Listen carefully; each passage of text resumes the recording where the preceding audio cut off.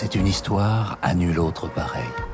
Lorsque Philippe-Antoine de Montjoie fit construire sa commanderie à Rixheim dans les années 1735, il n'imagina pas quel serait le destin de ces lieux qui allaient essuyer le souffle de la Révolution, les confisquant en 1789 pour en faire tour à tour une caserne, une prison, puis un hôpital militaire, avant de devenir, à l'orée du XIXe siècle, une manufacture de papier peint.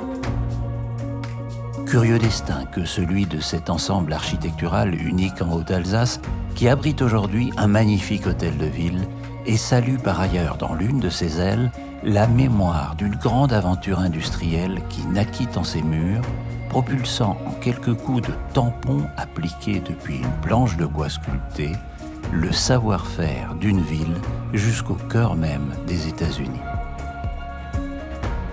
Imaginez dans les combles de ce musée plus de 2 siècles d'archives, 873 dormants, 2725 cartons qui répertorient méticuleusement au sein de précieux catalogues tous ces fleurons et motifs qui ont fait le succès de ces collections.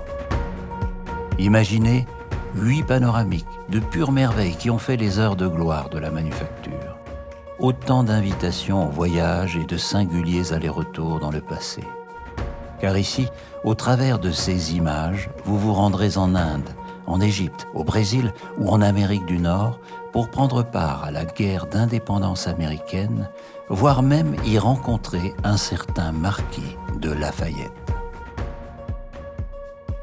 Toute la mémoire du monde inscrite dans une ancienne commanderie de chevaliers teutoniques, toute la mémoire du monde, ou presque, soigneusement conservée sous ses toits, a perpétué sans faille et depuis ses origines la mémoire de Zuber, la plus ancienne manufacture de papier peint encore en activité.